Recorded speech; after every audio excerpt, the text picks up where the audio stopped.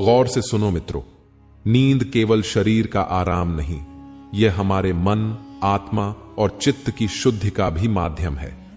बुद्ध ने हमें ध्यान और अनुशासन का जो मार्ग दिखाया है, उसमें नींद भी एक महत्वपूर्ण अंग है। यदि हम गलत ढंग से सोते हैं तो न केवल हमारा शरीर कमजोर होता है, बल्कि हमारा मन भी अशांत हो जाता है। इसलिए बुद्ध के बताए मार्ग पर चलकर हमें सही ढंग से सोने का अभ्यास करना चाहिए। बुद्ध कहते थे कि हमारा जीवन क्षणभंगुर है और हमें प्रत्येक क्षण को जागरूकता और सम्यक दृष्टि के साथ जीना चाहिए। जब हम सोने जाते हैं तब भी हमें यह ध्यान रखना चाहिए कि यह समय मात्र शरीर को विश्राम देने का नहीं, बल्कि आत्मनिरीक्षण और आंतरिक शांति प्राप्त करने का भी है। इसलिए सही तरीके से सोना एक साधना के समान है। सही तरीके से सोने का पहला नियम है कि हम बुरे विचारों से दूर रहें। सोने से पहले यदि हम चिंता, क्रोध, लालच या किसी भी प्रकार की नकारात्मक भावनाओं को मन में रखते हैं तो यह नींद को बाधित करता है और हम बेचैनी महसूस करते हैं। इसलिए बुद्ध ने हमें यह सिखाया कि रात को सोने से पहले अपने मन को शांत करें। इसके लिए आप कुछ पल ध्यान करें, अपनी सांसों को गहराई से लें और मन में शांति का अनुभव करें। यदि दिन भर में किसी से कोई कड़वे शब्द कहे हों या सुने हों तो उन्हें क्षमा कर दें और अपने मन को निर्मल बनाएं। बुद्ध ने हमें सही स्थिति में सोने का भी उपदेश दिया है। वे स्वयं अपने शिष्यों को सिखाते थे कि दाईं करवट लेकर सोना सबसे उपयुक्त स्थिति है। इसे सिंहासन मुद्रा कहा जाता है। इस मुद्रा में सोने से हमारे शरीर का रक्त संचार सही बना रहता है, पाचन शक्ति मजबूत होती है और मन स्थिर रहता है। यह मुद्रा हमें मृत्यु के समय भी शांत और संतुलित बनाए रखती है। इसके अतिरिक्त सोने से पहले शरीर को बहुत अधिक भोजन से न भरें। बुद्ध ने अत्यधिक खाने को हमेशा त्यागने की सलाह दी है। यदि हम रात में बहुत अधिक या भारी भोजन कर लेते हैं तो शरीर उसे पचाने में व्यस्त हो जाता है और हमारी नींद बाधित होती है। हल्का और पौष्टिक भोजन लेना चाहिए ताकि शरीर को अनावश्यक भार न सहना पड़े। बुद्ध ने हमें दिनचर्या का पालन करने की सीख दी है। यदि हम प्रतिदिन एक निश्चित समय पर सोने और जागने का अभ्यास करें तो हमारे शरीर और मन में संतुलन बना रहता है। अनियमितता हमें मानसिक और शारीरिक रूप से कमजोर कर सकती है। समय पर सोने से हमारी ऊर्जा बनी रहती है, मन प्रसन्न रहता है और ध्यान करने की क्षमता बढ़ती है। एक और महत्वपूर्ण बात यह है कि हमें सोने से पहले सांसों को शांत करना चाहिए। गहरी सांस लेना और धीरे धीरे छोड़ना हमें विश्राम की ओर ले जाता है। यह क्रिया मन को शांत करती है और ध्यान में सहायक होती है। बुद्ध ने हमें बताया कि हमारा चित्त हमारे सांसों से गहराई से जुड़ा हुआ है। इसलिए यदि हम अपनी सांसों पर नियंत्रण रखते हैं तो हमारा मन भी नियंत्रित हो जाता है। सोने से पहले हमें आभार व्यक्त करने की आदत डालनी चाहिए। दिन भर में जो भी अच्छा हुआ उसके लिए कृतज्ञता प्रकट करनी चाहिए। यह अभ्यास हमारे चित्त को हल्का करता है और हमें सकारात्मकता की ओर अग्रसर करता है। बुद्ध ने हमें सिखाया कि कृतज्ञता हमें आंतरिक शांति देती है और हमारी भावनाओं को नियंत्रित करती है। एक और विशेष ध्यान देने योग्य बात यह है कि हमें सोते समय अनावश्यक विचारों से बचना चाहिए। मन में किसी भी प्रकार की चिंता या भय न रखें। जब हम स्वयं को भविष्य की चिंताओं में उलझा लेते हैं या अतीत की घटनाओं को लेकर दुखी होते हैं तो हमारा मन व्यथित हो जाता है और हम गहरी नींद नहीं ले पाते। बुद्ध ने हमें सिखाया कि वर्तमान में जीना ही सच्चा सुख है। यदि हम सोते समय भी इसी सिद्धांत का पालन करें तो हमारी नींद गहरी और सुखद होगी। सोने का एक और महत्वपूर्ण नियम यह है कि हम स्वच्छता का ध्यान रखें। स्वच्छ शरीर और स्वच्छ मन से सोना हमें शांति प्रदान करता है। बुद्ध ने बताया कि शरीर को स्वच्छ रखना न केवल शारीरिक स्वास्थ्य के लिए महत्वपूर्ण है, बल्कि यह मानसिक शांति का भी स्रोत है। इसलिए सोने से पहले स्नान करना, अपने हाथ पैर धोना और साफ कपड़े पहनना एक अच्छी आदत है। नींद से पहले ध्यान करने की आदत भी बहुत लाभकारी है।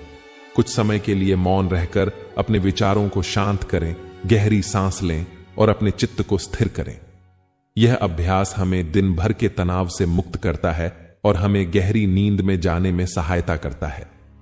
बुद्ध ने कहा है कि ध्यान से बढ़कर कोई और साधना नहीं, क्योंकि यह हमारे भीतर की अशांति को समाप्त करता है और हमें आत्मज्ञान की ओर ले जाता है।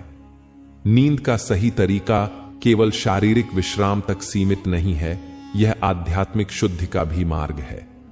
यदि हम बुद्ध के बताए मार्ग पर चलकर सोने की प्रक्रिया को एक साधना के रूप में अपनाते हैं, तो न केवल हमारी नींद सुधरेगी, बल्कि हमारा जीवन भी सुखद और शांतिमय हो जाएगा। इसलिए मित्रों, ध्यान दें कि जब आप सोने जाएं तो मन को निर्मल करें, सांसों को नियंत्रित करें, सही मुद्रा में सोएं और अपने विचारों को सकारात्मक बनाए रखें। यह मार्ग न केवल आपके शरीर को बल्कि आपके मन और आत्मा को भी शांति प्रदान करेगा। बुद्ध का संदेश स्पष्ट है कि जागरूकता ही मुक्ति की कुंजी है। यदि हम सोते समय भी जागरूक रहें तो यह हमारी साधना का ही एक भाग बन सकता है और हमें आंतरिक शांति की ओर ले जा सकता है। आशा है कि आप सभी इस संदेश को समझेंगे और इसे अपने जीवन में अपनाने का प्रयास करेंगे। यही सच्ची बुद्ध की शिक्षा है। बहुत समय पहले की बात है। मगध के घने जंगलों के किनारे एक छोटा सा गांव बसा हुआ था। इस गांव में एक वृद्ध संत रहते थे जिनका नाम आचार्य सुबंधु था। वे बौद्ध धर्म के महान ज्ञाता थे और उनके शिष्य दूर दूर से ज्ञान प्राप्त करने आते थे। उनकी शिक्षा का प्रमुख उद्देश्य था मन को शांत रखना और सही तरीके से जीवन जीना। एक दिन एक युवा व्यापारी जिसका नाम आनंद था, संत सुबंधु के पास आया। आनंद बहुत सफल व्यापारी था, लेकिन उसकी सबसे बड़ी समस्या यह थी कि उसे ठीक से नींद नहीं आती थी। वह सोने के लिए तरह तरह के उपाय करता, परंतु रात भर करवटें बदलता रहता और सुबह थकान से चूर रहता। गुरुदेव, मेरी एक समस्या है, आनंद ने झुके सिर से कहा। मेरी नींद बहुत खराब हो गई है। जब मैं सोने जाता हूं तो चिंता और विचार मेरे मन में उमड़ने लगते हैं। मैं अपने व्यापार, धन, परिवार और भविष्य के बारे में सोचता रहता हूं और यह सब मुझे सोने नहीं देता। कृपया मुझे सही तरीका बताइए जिससे मैं गहरी और शांतिपूर्ण नींद ले सकूं। आचार्य सुबंधु मुस्कुराए और बोले, पुत्र, नींद सिर्फ शरीर की क्रिया नहीं है, यह मन की भी शांति से जुड़ी होती है। अगर मन अशांत है तो शरीर भी शांति नहीं पा सकता। मैं तुम्हें एक कहानी सुनाता हूं जिससे तुम अपने प्रश्न का उत्तर स्वयं पा सकोगे। फिर उन्होंने कहानी शुरू की। बहुत पहले की बात है। एक राजा था जिसका नाम चंद्रसेन था। वह बहुत न्यायप्रिय और बुद्धिमान था, लेकिन उसकी भी एक समस्या थी। उसे भी रात को अच्छी नींद नहीं आती थी। दिन भर राज्य की चिंता और प्रशासन में व्यस्त रहने के बाद जब वह बिस्तर पर जाता तो विचारों का तूफान उसे जगा देता।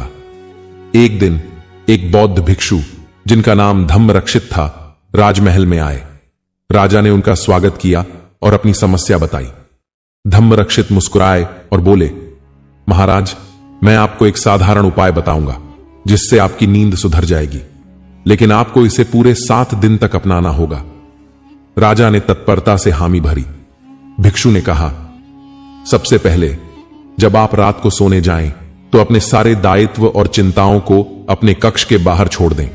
जैसे आप अपने जूते महल के द्वार पर उतारते हैं, वैसे ही अपने विचारों को भी छोड़ दें। दूसरा, बिस्तर पर जाने से पहले कुछ गहरी सांसें लें और अपने शरीर को धीरे धीरे शांत करें।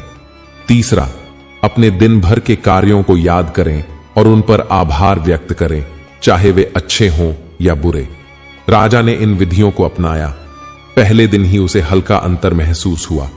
7 दिनों तक इन उपायों को अपनाने के बाद वह महसूस करने लगा कि उसका मन शांत हो रहा है और नींद पहले से कहीं अधिक गहरी और सुखदायी हो गई है। यह कहानी सुनाकर आचार्य सुबंधु रुके और आनंद की ओर देखा। आनंद की आंखों में जिज्ञासा थी। गुरुदेव, क्या मैं भी इन उपायों को अपना सकता हूं? आनंद ने पूछा। बिल्कुल पुत्र, आचार्य सुबंधु बोले। सोने से पहले अपने मन को खाली करने का अभ्यास करो। अपने विचारों को बाहर छोड़कर जाओ। दिन भर की घटनाओं को स्वीकार करो और उन पर धन्यवाद दो। जब मन हल्का होगा तो नींद स्वतः ही गहरी हो जाएगी। आनंद ने उनकी बातें गांठ बांध ली और उन पर अमल करने लगा। धीरे धीरे उसकी नींद सुधरने लगी और कुछ ही दिनों में वह पहले से अधिक ताजगी और ऊर्जा महसूस करने लगा। अब वह जान चुका था कि सही तरीके से सोने के लिए मन की शांति आवश्यक है। इस प्रकार संत सुबंधु की शिक्षा ने उसे जीवन का एक महत्वपूर्ण सत्य सिखाया। सही सोने का तरीका केवल शरीर को आराम देना नहीं है, बल्कि मन को भी विश्राम देना है। अशोक वन के समीप, जहां बोधि वृक्ष की छाया दूर दूर तक फैली थी, वहीं एक आश्रम स्थित था। यह आश्रम बौद्ध भिक्षुओं का निवास स्थान था, जहां हर रात गौतम बुद्ध स्वयं अपने शिष्यों को शिक्षा देते थे। एक दिन एक युवा भिक्षु आनंद, जो नया नया संघ में शामिल हुआ था, चिंताग्रस्त दिखाई दिया। उसकी आंखों में बेचैनी थी और उसका मन विचारों के जाल में उलझा हुआ था। बुद्ध ने उसे समीप बुलाया और प्रेम पूर्वक पूछा, पुत्र, क्या बात है? तुम्हारा मन अशांत क्यों है? आनंद ने सिर झुकाकर उत्तर दिया, भंते, मैं अपनी नींद से परेशान हूं। जब मैं सोने जाता हूं तो मेरे मन में अनेक विचार उमड़ने लगते हैं। मैं बीते हुए समय के बारे में सोचता हूं, भविष्य की चिंता करता हूं और परिणाम स्वरूप मेरी नींद उचट जाती है। बुद्ध मुस्कुराए और बोले, यह समस्या केवल तुम्हारी नहीं, संसार के अधिकांश लोगों की है। मनुष्य का मन भूतकाल और भविष्य के द्वंद्व में उलझा रहता है, जिससे उसे शांति नहीं मिलती। मैं तुम्हें एक कहानी सुनाता हूं, जिससे तुम इस सत्य को समझ सकोगे। गौतम बुद्ध ने अपनी मधुर वाणी में कथा आरंभ की। बहुत समय पहले मगध राज्य में एक समृद्ध व्यापारी हुआ करता था, जिसका नाम सुधाकर था। उसकी दौलत की कोई सीमा नहीं थी, परंतु उसकी एक बड़ी समस्या थी।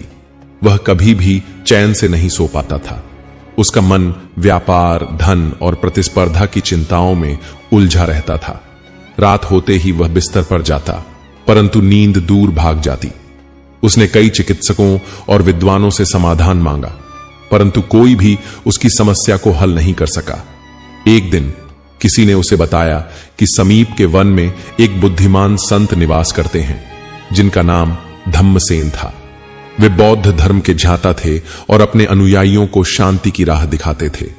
सुधाकर तुरंत संत के पास पहुंचा और अपनी समस्या बताई। धम्मसेन ने मुस्कुराकर कहा, राजा या व्यापारी हो या कोई साधारण व्यक्ति, सभी के मन में विचारों का झंझावात चलता रहता है।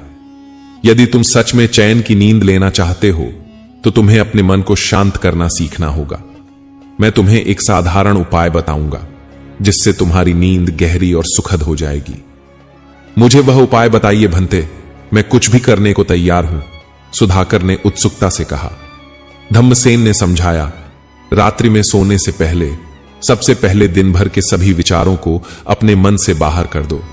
अपनी सफलताओं और असफलताओं को स्वीकार करो, लेकिन उन्हें अपने ऊपर हावी मत होने दो। दूसरा, कुछ गहरी सांसें लो और अपने शरीर को पूरी तरह से शिथिल करो। तीसरा, अपने दिल से कृतज्ञता प्रकट करो। जिसे भी तुमने दिन में कुछ दिया या जिससे कुछ लिया, उनके प्रति आभार व्यक्त करो। जब तुम इन तीनों उपायों को अपनाओगे, तब तुम्हारा मन हल्का हो जाएगा और तुम्हारी नींद गहरी और शांतिपूर्ण होगी। सुधाकर ने इस विधि को अपनाया। पहले ही दिन उसे हल्का परिवर्तन महसूस हुआ और कुछ ही दिनों में उसकी नींद सुधरने लगी। अब वह पहले की तरह चिंताओं से ग्रस्त नहीं रहता था, बल्कि पूरी शांति के साथ सोता और जागता था। यह कथा समाप्त कर बुद्ध ने अपने शिष्यों की ओर देखा। आनंद, जिसने अभी अभी यह कथा सुनी थी, उसकी आंखों में नई चमक थी। उसने धीरे से कहा, भंते, मैं भी इस विधि को अपनाऊंगा। मैं अपने विचारों को बाहर छोड़ दूंगा और आभार व्यक्त करना सीखूंगा। बुद्ध ने संतोषपूर्वक मुस्कुराते हुए कहा, याद रखो, शांति और अच्छी नींद का रहस्य बाहरी साधनों में नहीं, बल्कि हमारे मन की स्थिति में है। जब तक मन को शांति नहीं मिलेगी, तब तक शरीर को भी विश्राम नहीं मिलेगा। इसीलिए स्वयं को वर्तमान क्षण में स्थिर करो, चिंताओं को त्यागो और कृतज्ञता को अपनाओ। यही सही तरीके से सोने का मार्ग है। इसके बाद सभी शिष्य ध्यान में लीन हो गए। चंद्रमा अपनी शीतल रोशनी से आश्रम को प्रकाशित कर रहा था और समूचे वातावरण में एक गहरी शांति व्याप्त हो गई थी। गौतम बुद्ध के जीवन में कई ऐसी कहानियां जुड़ी हैं जो हमें सत्य, ज्ञान और करुणा के मार्ग पर चलने की प्रेरणा देती हैं। इनमें से एक ऐसी कहानी है जो उन्होंने अक्सर अपने शिष्यों को सुनाई और उनके जीवन में गहराई से प्रभाव डाला। यह कहानी सच्चे ज्ञान के महत्व और अपने भीतर छिपी शक्ति को पहचानने की प्रेरणा देती है। प्राचीन काल की बात है। एक छोटे से गांव में एक निर्धन ब्राह्मण रहता था। वह अत्यंत धार्मिक और साधारण जीवन जीता था, लेकिन जीवन के संघर्षों ने उसे थका दिया था। ब्राह्मण दिन रात चिंताओं में डूबा रहता और सोचता कि क्या उसके जीवन में कभी कोई चमत्कार होगा। एक दिन उसने अपने गांव के एक ज्ञानी संत के बारे में सुना जो जीवन के रहस्यों को समझाने में निपुण थे। ब्राह्मण ने निश्चय किया कि वह उनके पास जाकर अपनी समस्याओं का समाधान पूछेगा। ब्राह्मण लंबी यात्रा तय कर संत के आश्रम पहुंचा। संत ध्यान में बैठे थे। ब्राह्मण ने विनम्रता से प्रणाम किया और अपनी समस्याओं को बताते हुए कहा, हे गुरुदेव, मेरा जीवन अत्यंत कष्टमय है। मुझे ऐसा प्रतीत होता है कि मेरे पास कोई शक्ति नहीं है जिससे मैं अपने जीवन को बदल सकूं। कृपया मुझे कोई उपाय बताइए। संत ने मुस्कुराते हुए ब्राह्मण को देखा और कहा, वत्स, तुम्हारे भीतर ही वह शक्ति है जिसे तुम बाहर खोज रहे हो। मैं तुम्हें एक कहानी सुनाता हूं। अगर तुम इस कहानी का रहस्य समझ सको तो तुम्हारे जीवन की हर समस्या का समाधान हो जाएगा। संत ने कहना शुरू किया, बहुत समय पहले एक विशाल साम्राज्य के राजा को यह चिंता सताने लगी कि वह अपने राज्य के लोगों को ज्ञान और खुशहाली कैसे प्रदान करे। राजा ने अपनी समस्या का समाधान जानने के लिए अपने राजगुरु को बुलाया। राजगुरु ने कहा, महाराज, हर व्यक्ति के जीवन में समस्याएं होती हैं, लेकिन जो व्यक्ति सच्चे ज्ञान को समझ लेता है वह हर समस्या का हल खोज लेता है। राजा ने पूछा, पर यह सच्चा ज्ञान मिलेगा कहां? राजगुरु ने कहा, सच्चा ज्ञान तुम्हारे भीतर है, लेकिन इसे पहचानने के लिए तुम्हें पहले अपने भ्रम और अहंकार का त्याग करना होगा। राजगुरु की बात सुनकर राजा ने अपना सिंहासन त्याग दिया और सच्चे ज्ञान की खोज में निकल पड़ा। उसने वर्षों तक तपस्या की, जंगलों में घूमता रहा, संत महात्माओं से मिला, लेकिन उसे सच्चा ज्ञान नहीं मिला। एक दिन यात्रा करते करते राजा एक वृद्ध महिला के घर पहुंचा। वह महिला निर्धन थी, लेकिन उसने राजा का स्वागत किया और भोजन कराया। भोजन के बाद राजा ने वृद्धा से पूछा, माता, मैं वर्षों से सच्चे ज्ञान की खोज में हूं, लेकिन इसे पाने में असमर्थ हूं। क्या आप मुझे इसका मार्ग बता सकती हैं? वृद्धा ने मुस्कुराते हुए कहा, राजन, सच्चा ज्ञान तुम्हारे भीतर है। जब तुम अपने मन के अहंकार को त्याग दोगे और दूसरों की सेवा में लग जाओगे तो यह अपने आप प्रकट हो जाएगा। वृद्धा की बातों से राजा को गहरा बोध हुआ। उसने समझा कि सच्चा ज्ञान केवल पुस्तकों या किसी गुरु के प्रवचनों से नहीं, बल्कि अपने भीतर झांकने और दूसरों की सेवा करने से प्राप्त होता है। उसने उसी क्षण निश्चय किया कि वह अपने राज्य लौटेगा और अपने लोगों की भलाई के लिए काम करेगा। राजा ने अपने राज्य लौटकर सभी नागरिकों को यह शिक्षा दी कि सच्चा सुख और ज्ञान केवल दूसरों के साथ अपनी खुशी बांटने और अपने भीतर की शक्ति को पहचानने से प्राप्त होता है। उसके राज्य में खुशहाली छा गई और यह राज्य दूसरों के लिए प्रेरणा का केंद्र बन गया। कहानी समाप्त करते हुए संत ने ब्राह्मण से कहा, वत्स, यह कहानी तुम्हारे लिए है। तुम भी राजा की तरह अपनी समस्याओं के समाधान के लिए इधर उधर भटक रहे हो, लेकिन समाधान तुम्हारे भीतर है। जब तुम अपने डर, अहंकार और नकारात्मक सोच को छोड़ दोगे और अपनी क्षमताओं पर विश्वास करोगे तो तुम्हारा जीवन बदल जाएगा। गौतम बुद्ध ने यह कहानी सुनाकर अपने शिष्यों को सिखाया कि सच्चा ज्ञान बाहरी चीजों में नहीं, बल्कि हमारे भीतर है। उन्होंने कहा, हर व्यक्ति के पास ज्ञान का वरदान है। हमें केवल इसे पहचानने और जागृत करने की आवश्यकता है। जब हम अपने मन को शांत करते हैं और ध्यान में लीन होते हैं तो हमें यह सच्चा ज्ञान प्राप्त होता है। बुद्ध ने अपने शिष्यों को यह भी सिखाया कि अपने जीवन में करुणा और सेवा का स्थान सबसे ऊपर रखना चाहिए। जब हम दूसरों के लिए जीते हैं तो हमारा जीवन स्वतः सार्थक बन जाता है। गौतम बुद्ध की यह प्रेरणादायक कहानी हमें यह सिखाती है कि हर व्यक्ति के भीतर एक अद्भुत शक्ति है, जिसे पहचानने के लिए हमें अपने अंदर झांकना होगा। सच्चा ज्ञान और खुशी बाहर नहीं, बल्कि हमारे अपने मन और हृदय में है। जब हम अपने अहंकार और नकारात्मकता को छोड़कर दूसरों की सेवा और अपने आत्मबोध के मार्ग पर चलते हैं तो हमारा जीवन एक वरदान बन जाता है। यह कहानी हमें प्रेरित करती है कि हम जीवन के हर क्षण में सच्चे ज्ञान की खोज करें और इसे दूसरों के साथ साझा करें। तभी हम अपने जीवन को सार्थक और सफल बना सकते हैं। गौतम बुद्ध का जीवन शांति, करुणा और आत्मज्ञान की यात्रा का प्रतीक है। उनके शिष्यों का कहना था कि बुद्ध हर दिन सोने से पहले एक ऐसी कथा सुनते थे जो उनके मन को शांति और सीख प्रदान करती थी। यह कथा न तो किसी चमत्कार से जुड़ी थी और न ही वरदानों पर आधारित, बल्कि यह कथा जीवन के सहज और सच्चे गुणों को उजागर करती थी। ऐसी ही एक रात जब बुद्ध अपने शिष्यों के साथ शांत जंगल में विहार कर रहे थे, उन्होंने आनंद से कहा, सोने से पहले मैं एक साधारण किसान की कहानी सुनना चाहूंगा। वह किसान जिसने अपने परिश्रम और धैर्य से जीवन का सबसे बड़ा सत्य सीखा। आनंद ने सिर झुका लिया और मुस्कुराते हुए बोले, महात्मा, यह कथा हमें दिखाएगी कि किस प्रकार साधारण जीवन में ही असाधारण ज्ञान छिपा है।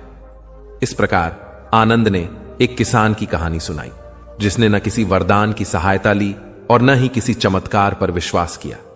उसने केवल अपने कर्म, समर्पण और विवेक से अपने जीवन को संवारने का मार्ग ढूंढा। यही कथा गौतम बुद्ध को प्रिय थी, क्योंकि यह हमें सिखाती है कि सच्चे बदलाव के लिए भीतर की शक्ति और स्थिरता कितनी महत्वपूर्ण है। बहुत समय पहले एक छोटे से गांव में एक साधारण किसान रहता था जिसका नाम सोम था।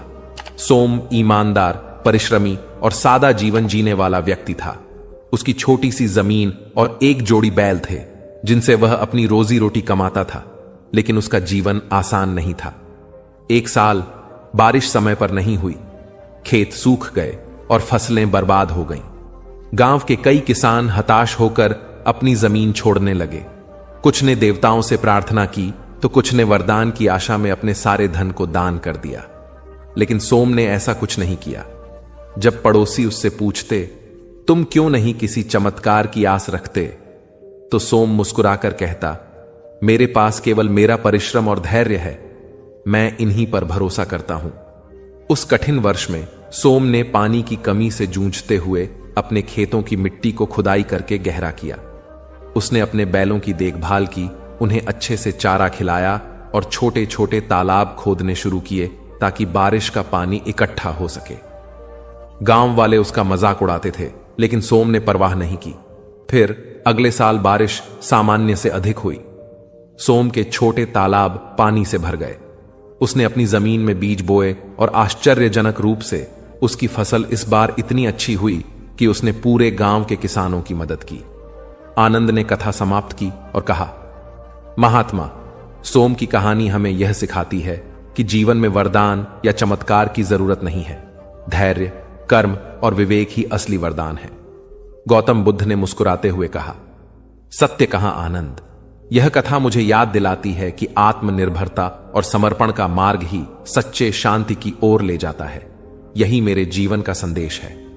इस कथा का सार यह है कि जीवन में स्थायी समाधान केवल हमारी अपनी मेहनत, धैर्य और विवेक से ही आते हैं। वरदान या चमत्कार से प्राप्त सुख क्षणिक होता है, लेकिन स्वयं का परिश्रम और विश्वास स्थायी आनंद देता है। कि आप हर दिन एक प्रेरणादायक कहानी जरूर सुने। प्रेरणादायक कहानियां गहरे स्तर के ज्ञान को सीखने का एक शानदार तरीका है। यहाँ कुछ लघु प्रेरणादायक कहानियों का संग्रह है जो आपके मन और आत्मा के उत्थान की शक्ति को बढ़ा सकती है। प्रेरणादायक कहानियां हमेशा हमारे जीवन में महत्वपूर्ण भूमिका निभाती हैं, क्योंकि हम ऐसी कहानियों से बहुत कुछ सीख सकते हैं। प्रेरणादायक कहानियों का इतिहास उतना ही पुराना है जितना कि स्वर्ग और नर्क की अवधारणा। कोई भी निर्धारित नहीं कर सकता है कि ये कहानियां वास्तव में कहां से शुरू हुई हैं, लेकिन तथ्य यह है कि ये कहानियां आत्म प्रेरणा और किसी के व्यक्तित्व को विकसित करने में महत्वपूर्ण भूमिका निभाती हैं। ये कहानियां हमेशा दिल को छूती हैं और भावनाएं पैदा करती हैं। इसलिए जब भी हम कोई अच्छी प्रेरक कहानी सुनते हैं तो हमारी आत्मा तरोताजा हो जाती है। एक बालक अभी पूरे 2 साल का भी नहीं हुआ था कि उसके पिता की मृत्यु हो गई। ऐसी कठिन परिस्थिति में उसकी मां उसे लेकर अपने मायके में रहने लगी। सभी उसे नन्हा कहकर पुकारते थे, छोटे से कद का बालक शारीरिक रूप से दुर्बल था, किंतु मानसिक रूप से अत्यंत मेधावी। उसे जो कुछ भी कहा या सिखाया जाता वह बड़े मनोयोग से उसे ग्रहण करता था। धीरे धीरे दिन बीतते गए और बालक 6 वर्ष का हो गया। एक बार वह अपने कुछ मित्रों के साथ मिलकर किसी बाग में फूल तोड़ने पहुंचा। वह बालक और उसके सभी फल तोड़ने लगे। तभी माली आ गया। उस बालक के सभी मित्र भाग गए, लेकिन वह माली की पकड़ में आ गया। माली ने उसे डंडे से पीटना शुरू किया। नन्हा मार खाता रहा और फिर धीमी आवाज में माली से बोला, मेरे पिता इस दुनिया में नहीं है, इसलिए तुम मुझे इस तरह मार रहे हो। बालक की बात सुनकर माली का हाथ रुक गया। माली शांत होकर बोला, बेटा, तुम्हारे पिता के न होने से तुम्हारी जिम्मेवारी और अधिक बढ़ जाती है कि तुम कोई गलत काम नहीं करो। यह सुनकर नन्हा बालक फूट फूट कर रो पड़ा और फिर कभी गलत काम न करने का संकल्प लिया। यही नन्हा बालक बड़ा होकर लाल बहादुर शास्त्री के नाम से विख्यात हुआ और प्रधानमंत्री के रूप में अपने गुण व व्यवहार से सर्वत्र प्रशंसा पाई। कथा का सार यह है कि माँ बाप के अमूल्य मार्गदर्शन के अभाव की स्थिति में और अधिक जिम्मेदार बनकर आत्म विकास करना चाहिए।